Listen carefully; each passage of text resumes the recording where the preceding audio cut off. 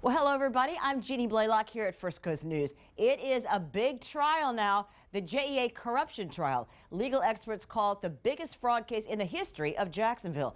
Two former JEA executives, CEO Aaron Zahn and CFO Ryan Wanamaker, are charged with conspiracy and wire fraud.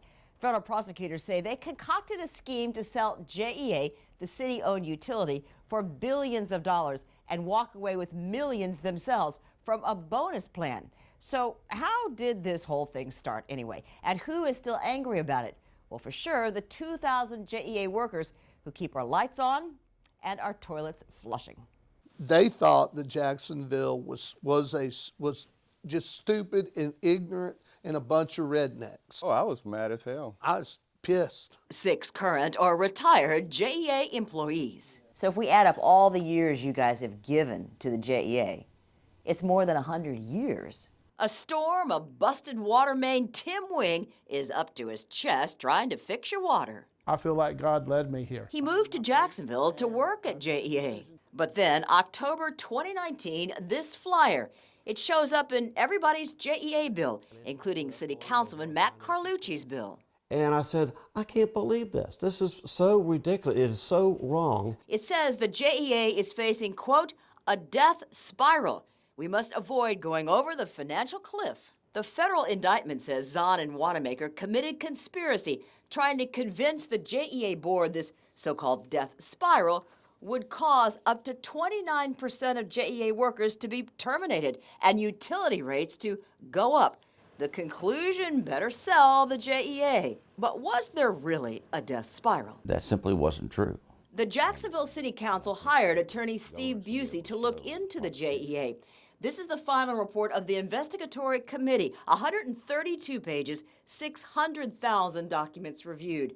So why the doom and gloom campaign? Well, Busey says to convince the public to support selling the JEA, owned by the people, to a private company. He says Florida Power and Light for some $10 to $11 billion. And I said, no. And then I said, you know what? Oh, hell no. JEA workers scared in a sale they'd lose their jobs. Every conversation we had was whether we were going to have a job tomorrow. Tim sat down with his wife and talked about their family. Are we going to be able to pay our bills? Do we need to move? Do we need to downsize? What do we need to do? And then it got worse. At this noon hour, 2 former top executives at JEA indicted. Their bosses indicted for an alleged scheme, an alleged fraud of what magnitude? Big. This was designed to put hundreds of millions of dollars in the senior executives' pockets of JEA. And how much from a pot of $636 million, according to the city auditor? Aaron Zahn would have received the lion's share of that number.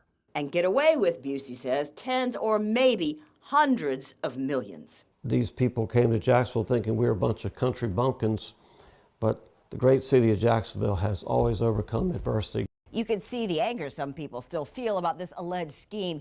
It's a pretty complicated scenario, but prosecutors say Zahn and Wanamaker plotted to sell JEA for billions of dollars and devised a plan so they could pocket millions.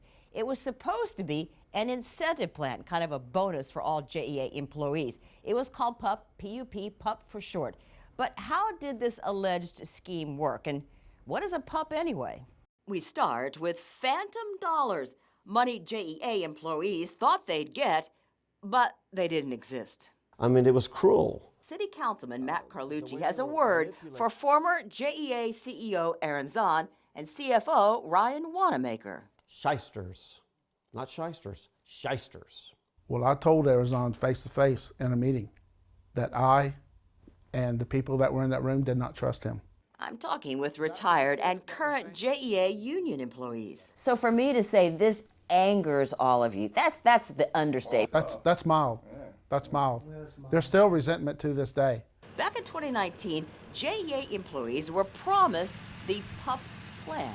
They called it the Performance Unit Plan, hence the name PUP, P-U-P. Steve Busey is an attorney hired by the Jacksonville City Council for this investigatory report. 600,000 documents reviewed. One with this quote from Zahn to City Council in 2019. I can tell you right now from the very beginning, this was a plan that was always intended for all 2,000 JEA employees. But JEA workers tell me, they would have gotten the short end of the stick. So what was this PUP? Well, it was kind of a stock option, except you can't buy stock in JEA because it's a public utility. Spend $10, you buy a unit. So let's say a JEA employee spent $20 on this unit, so he buys 2 units. At most, what did you all discover he would make, possibly? We don't have a number for that. So it's kind of a phantom idea? Completely phantom. Prosecutors say the idea was to take the phantom PUP and turn it into a billion-dollar so-called piggy bank. The higher value of JEA when it's sold, the larger payouts for JEA executives, but not for the little guy. Where would their PUP money even show up? Money in your paycheck, money in your pension. Your supply of toilet paper? I don't know. JEA workers tell me they were kind of confused by the whole thing. I didn't fully understand it. Did they deliberately make this confusing to the average JEA employee? Yes. JEA employees say they felt betrayed. Because they were supposed to take care of us. Instead, the investigatory report from Busey and a city council committee found the alleged phantom PUP plan would mostly benefit Zahn, who already raked in a hefty salary. But it was close to $500,000. But he would have realized hundreds of millions of dollars personally from this. It was just a huge fraud. And if found guilty in this trial, Zahn could be sent to prison for up to a quarter of a century. That PUP plan hinged on the sale of JEA, but what if JEA had been sold? And how close did we come to that happening? You flush your toilet, flip on your lights. All of us who use JEA for our electric and our water, we are the owners of the JEA. JEA, one of the largest city-owned utilities in the country, pours some $120 million into the Jacksonville city budget. So to sell it to a private company. And I said, no. And then I said, you know what? Oh, hell no. Jacksonville City Councilman Matt Carlucci. But the sale price could have been $10, $11 billion. And some people would say that that would be a good thing. You could use it for a lot of infrastructure. Attorney Steve Busey says it's been debated for decades, privatizing, selling JEA. Was it fair to say it almost happened? I think so. Journalist Nate Monroe with our news partner, the Florida Times-Union. He says, look, marked confidential, a draft for purchase of JEA was in the hands of Florida Power and Light. But I never got that far because of Aaron Zahn's greed. Busey, the attorney for this report, the City Council's JEA investigation.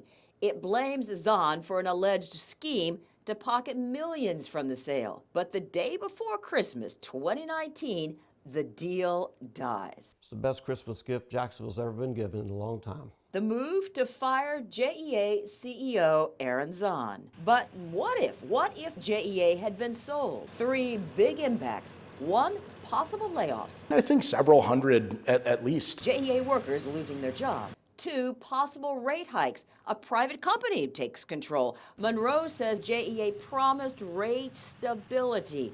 The term, kind of confusing, sounds like a rate freeze. A rate freeze means your rates don't change. But Monroe says the new owner of JEA could have raised rates. 3, loss of FEMA money. Carlucci, an insurance agent for 40-plus years now. He says people don't realize if a hurricane hits, knocks down poles, FEMA reimburses JEA for repairs. That could be hundreds of millions of dollars that were reimbursed. A private utility cannot collect back from FEMA. They're not eligible. They have to pass their cost along to their ratepayers. Selling off JEA still a controversy as our community watches a monster of a fraud case. We've never had public officials accused of trying to steal tens of millions of dollars in public money. So in raw dollars and cents, this is far and away the biggest alleged fraud in the city's history. Zahn and Wanamaker both say they are not guilty, and their attorneys have not granted our request to interview the defendants for their sides of the story. So what if Zahn and Wanamaker are found guilty? What is the possible punishment? Let's take a look. But it is the largest fraud charge in the history of our city. For perspective, I'm with Curtis Fallgatter, a local attorney for 3 decades. He jokes he had brown hair in this sketch back from his 17 years in federal court. Fallgatter not part of this JEA fraud trial, but he compares it to this. The next largest involved about a $1 billion project with the coal-fired generators that was funded by city bonds. That was the biggest at the time, back in the 80s. So $1 billion compared with $11 billion. This case now, an $11 billion potential sale of the JEA, plus alleged fraud. And the math on that was about a $3 billion pool of funds, and the defendants were going to participate in about 10% of that. Or as the charges say, $345 million for JEA executives. Fallgatter says possible punishment is tied to those numbers. So how long could they go to prison if they are found guilty? 2 charges involving conspiracy and fraud. So they got convicted on both counts. They couldn't get more than 25 years. So maximum prison time, 25 years. But he says likely it would be less. And this question, if they are convicted, where might they go to serve in prison? Jessup, Georgia is the closest federal institution. A lot of the white-collar defendants from the Jacksonville area go there. It's a low-security prison. They have access to the yards. They have libraries. They have classes they can take. Typically up in Jessup, Georgia, some of the low and minimum security, the guards won't necessarily have guns. The doors in the cells may not be locked. And after prison? Once they're out, they're going to get something called supervised release. In the old days, we called it parole. Supervised release, max time, 5 years. Back to the courthouse now. It is a federal trial, so no cameras in the courtroom. And there are 2 juries. Zahn and Wanamaker tried to get separate trials, but the judge said no. Instead, he allowed 2 juries in the same courtroom. So how does that work? And the judge has sort of split the baby and said, well, I'm going to protect your rights by giving you separate juries. Not separate trials, but you're getting separate juries. Curtis Fallgatter, 3 decades, a local attorney. He says this was back before his hair turned gray when he spent 17 years as a federal prosecutor. He's telling me he has seen 2 juries in state court, but never in federal court in Jacksonville. Well, it's all about judicial economy. You know, it's 99% of the evidence is the same. So why try the case twice? But what about the other 1% of the evidence? Well, Fallgatter says at times 1 jury could be sent out of the courtroom. If there's a statement that Zahn made that helps Wanamaker but doesn't help Zahn, Wanamaker is going to want his jury to hear it. So the Zahn jury would get set out. And then to decide guilty or not guilty, they'll deliberate in separate jury rooms. Now we turn to a story about secrets and lies allegedly used by Zahn and Wanamaker for their alleged plot to sell JEA and just walk off with millions of dollars. Prosecutors are calling a couple dozen witnesses to argue their case. Nate Monroe from our news partner, the Florida Times-Union, has been investigating all this for about 5 years. But let's start with a current Jacksonville City Council member. I don't know how stupid they thought the city of Jacksonville was. Jacksonville City Councilman Matt Carlucci still angry about the alleged lies. Nate Monroe from our partner, the Florida Times-Union, dug through tens of thousands of documents in his investigation. That's the crime scene. We actually have video of the crime happening in real time, the alleged crime. He says, watch this. JEA board meeting, July 2019. Any implications of... A board member is asking former CFO Ryan Wanamaker about any implications if the JEA is sold to a private buyer. Wanamaker never mentions large payouts are possible, and Zahn, he is silent. This was designed to put hundreds of millions of dollars in the senior executives' pockets of JEA. Attorney Steve Busey, counsel for this, the City Council investigatory report. Busey says another lie, that JEA was in a death spiral, as printed on this flyer sent to JEA customers. That simply wasn't true. Look at these 2 pages of the investigatory report. Here's the image, Busey says, exactly how it was presented to the public. Busey says it was prepared by JEA senior leadership. You see the blurry part? Key data blurred out and a box put over the top. But look again at the report, the page on the right. It shows what couldn't be seen. This is the data not blurred out, data that does not support doom and gloom, Busey says. According to former JEA CEO Paul McElroy, the data blurred out actually, quote, substantially overestimated the negatives of future JEA sales. So why the blur? To try to persuade the board the JEA needed to be sold, and ultimately to persuade the city council. Monroe says he uncovered tactics Zahn and other top execs used to keep their plan secret. They uploaded documents to password-protected flash drives. Monroe says he uncovered tactics Zahn and other top execs used to keep their plan secret. And now to a puppy. It was made by a local union member trying to support her colleagues, JEA union members and other employees. The pup started out as kind of therapeutic and kind of a joke, but then it became anything but funny.